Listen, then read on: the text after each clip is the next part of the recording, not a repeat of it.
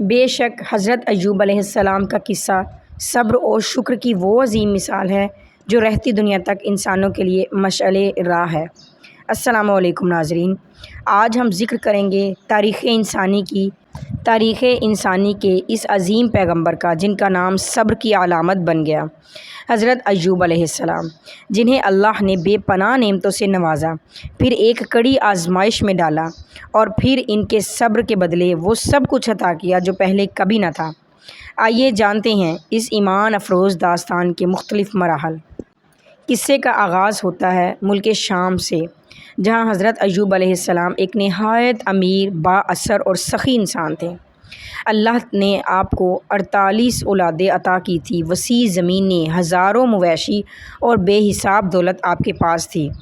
اتنی دولت کے باوجود آپ علیہ السلام نہایت عبادت گزار اور سخی تھے۔ غریبوں کی مدد کرنا آپ کا شیوا تھا اور آپ کا گھر ہر وقت مسافروں کے لیے کھلا رہتا تھا۔ کڑی آزمائش کا آغاز تب ہوا جب ابلیس نے چیلنج کیا کہ ایوب علیہ السلام اس لیے شکر گزار ہیں کیونکہ ان کے پاس سب کچھ ہے۔ اللہ نے اپنی حکمت سے حضرت ایوب علیہ السلام کو آزمائش میں ڈالنے کی اجازت دی۔ مال و اولاد کا چھن جانا، دیکھتے ہی دیکھتے آپ کی تمام زمینیں بنجر ہو گئیں، مویشی مر گئے اور سب سے بڑھ کر یہ ایک حادثے میں آپ کے تمام 48 بچے انتقال کر گئے۔ بے مثال صبر، اتنی بڑی قیامت ٹوٹنے کے باوجود حضرت ایوب علیہ السلام نے سجدہ کیا اور فرمایا، جس نے دیا تھا اسی نے لے لیا، میرا اللہ جس حال میں راضی میں بھی اسی میں راضی ہوں۔ بیماری اور تنہائی، آزمائش یہاں ختم نہیں ہوئی۔ ابلیس نے آپ کی صحت پر حملہ کیا، جسمانی تکلیف دی۔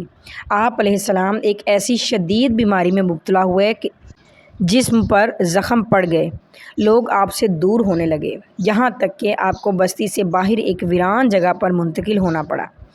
بی بی رحمت کی وفاداری، اس مشکل وقت میں سب نے ساتھ چھوڑ دیا مگر آپ کی زوجہ محترمہ بی بی رحمت پہاڑ کی طرح آپ کے ساتھ کھڑی رہیں۔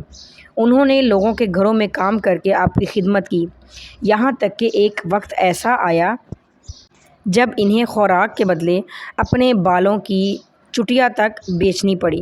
آخری امتحان اور اللہ سے دعا، جب بیماری حد سے بڑھ گئی اور ابلیس نے بی بی رحمت کو بہکانے کی کوشش کی تو حضرت ایوب علیہ السلام کو بہت دکھ پہنچا، مگر آپ نے اللہ پر توکل قائم رکھا۔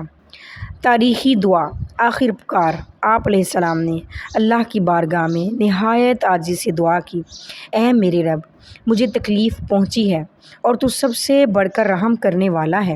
اللہ نے اپنے بندے کی پکار سن لی اور حکم دیا کہ اپنا پاؤں زمین پر ماریں، شفا اور بحالی۔ جیسے ہی حضرت ایوب علیہ السلام نے زمین پر قدم مارا، وہاں سے ایک ٹھنڈا چشمہ پھوٹ پڑا۔ معجزہ یہ ہوا، اس چشمے کے پانی سے نہانے اور اسے پینے سے آپ کی بیماری فوراً ختم ہو گئی اور آپ دوبارہ جوان اور خوبصورت ہو گئے۔ انعام الہی، اللہ نے آپ کے صبر کے بدلے آپ کو پہلے سے بھی زیادہ دولت عطا کی، آپ کی اولادیں لٹا دی، کچھ روایات کے مطابق نئی اولادیں عطا ہوئیں اور آپ کے گھر کو دوبارہ خوشیوں سے بھر دیا۔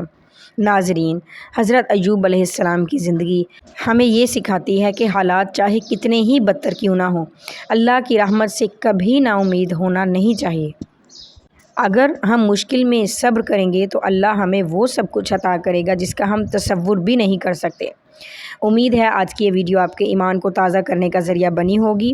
اسے اپنے دوستوں کے ساتھ شیئر کریں اور کومنٹس میں سبحان اللہ ضرور لکھیں۔ اللہ حافظ۔